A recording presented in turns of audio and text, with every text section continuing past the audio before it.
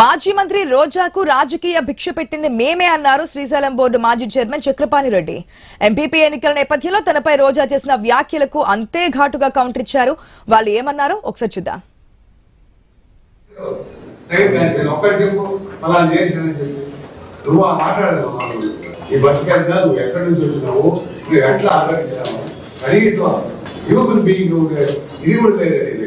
ఎందుకంటే జంతువులు చేసే విశ్వాసం ఉంటాయి మా దగ్గర. ఇక్కడ ఎదవకంతా పనిచేసిపోయాము.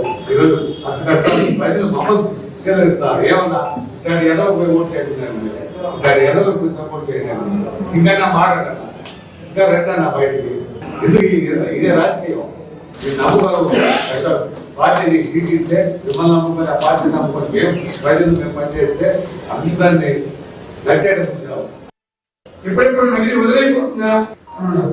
ఆ నగిరి ఎందుకు కాపెట్టుకున్నారంటే ఇక్కడ 2019 నుంచి 24 వరకు మేము లాట్లో చేసి కాన్స్టిట్యూషన్ అక్కడుండే మైండ్స్ అవన్నీ దోచుకోవచ్చు, తినచ్చు.